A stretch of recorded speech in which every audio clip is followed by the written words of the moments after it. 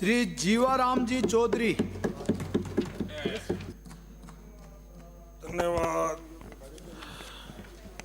सभापति महोदय, आपने मुझे मांग संख्या 20, 21 और 22 पर बोलने का मौका दिया, उसके लिए हृदय से धन्यवाद देता हूं।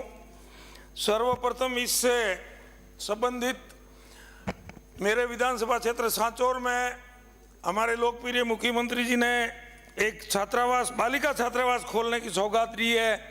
मैं उन सभी क्षेत्रवासियों की ओर से सरकार को और हमारे लोकप्रिय मुख्यमंत्री जी और शिक्षा मंत्री जी को बहुत बहुत धन्यवाद और बधाई देना चाहता हूं।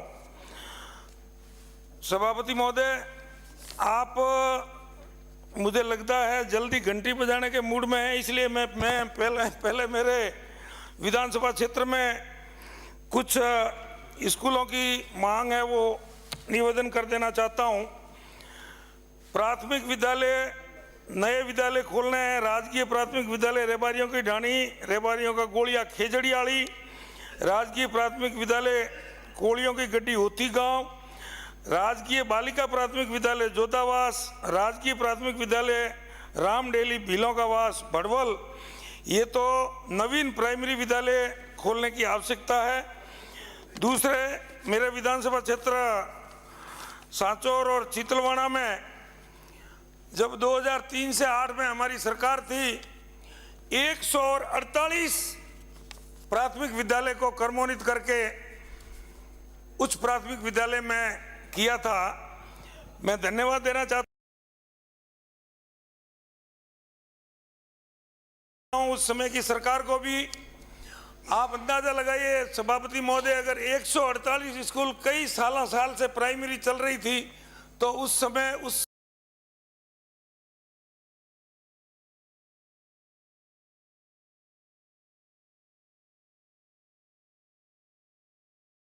और 48 प्राथमिक विद्यालय को क्रमोन्नत करके उच्च प्राथमिक विद्यालय में किया था।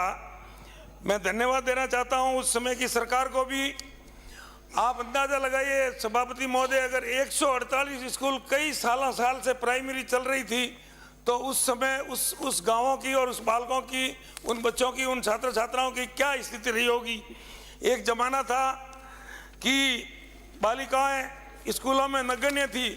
1970 की बात है, मैं जब जिस स्कूल में पढ़ता था उस समय हमारे स्कूल की छात्र संख्या 600 के बराबर थी और उसमें एक बालिका केली नाम की बच्ची पढ़ती थी। आज व्यवस्था उसके बिल्कुल विपरीत हो गई है।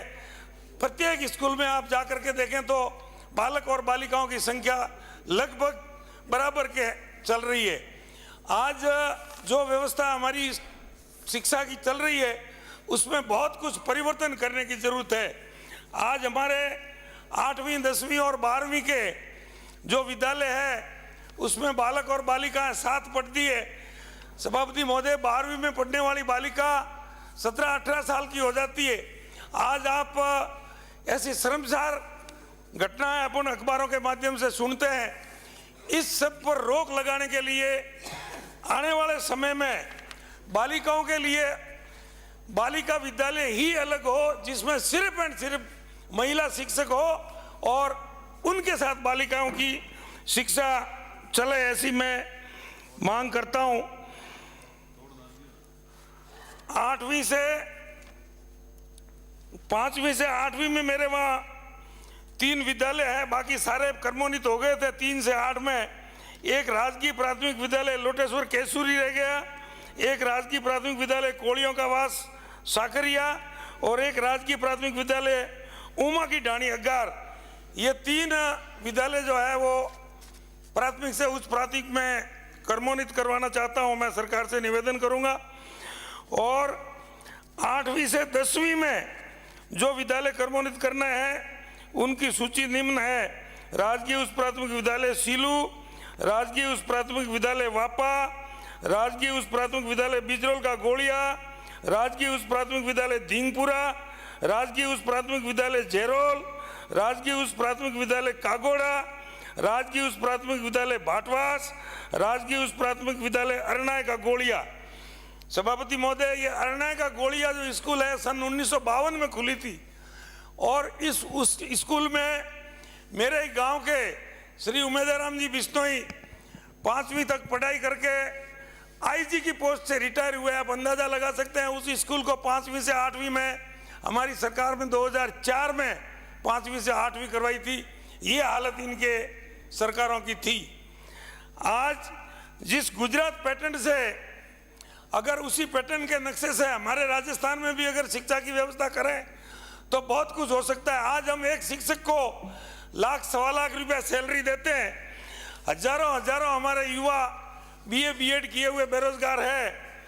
एक मास्टर की सैलरी में आज अगर 30 और 40 हजार रुपये की व्यवस्था से अगर आप नई भर्ती करते हो तो 4-5 शिक्षक आपको उस एक व्यक्ति की सैलरी में मिल सकते हैं।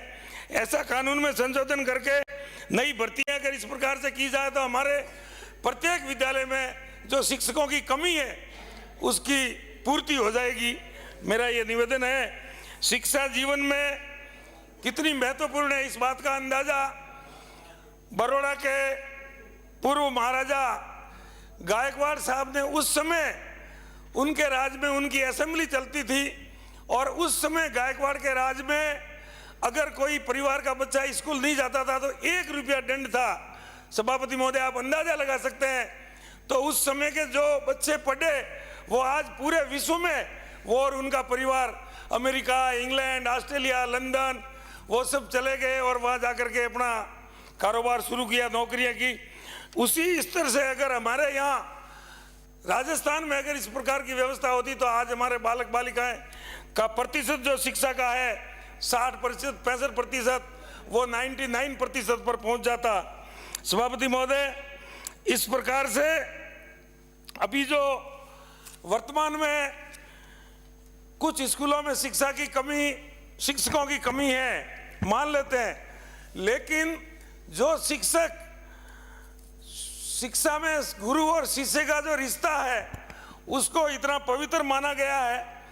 उस रिश्ते को बरकरार रख करके जो शिक्षक बालकों को पढ़ाते हैं उनको तो मैं धन्यवाद देता हूं, लेकिन ऐसे शिक्षक भी हैं जो सिर्फ गांवों की ढाणियों में जो दूर दराज की स्कूलें हैं उसमें 15 दिन में एक बार जाकर के दस्तखत करके आ जाते हैं और उसमें 10-12 बच्चे हैं या उनके बदले में कोई दूसरा व्यक्ति जो है उनको बिठा देते हैं कि भाई मेरे बदले में तू इन बच्चों को पढ़ा।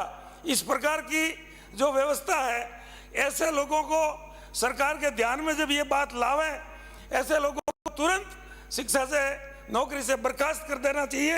ये मेरा आपसे निवेदन है। आपने समय दिया, बहुत बहुत धन्यवाद। एक हमारे मुख्यमंत्री जी के लिए दुआ बोल देता हूँ। हमारे मित्र भी बोले कि फानूस बनकर जिसकी रक्षा हवा करे वो क्षमा क्या बुझेगी जिसको रोशन खुदा करे। हमारे लोकप्रिय मुख्यमंत्री जी के नियत में खोट नहीं है।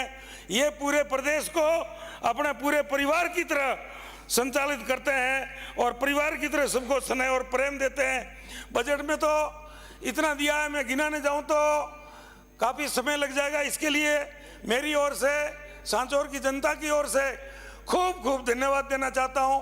पुनः आपको और हमारे पूरे मंत्रिमंडल को धन्यवाद देते हुए मैं मेरी बात को पूर्ण करता हूं। बहुत बहुत धन्यवाद। पार्टी माननीय सभापति महोदय,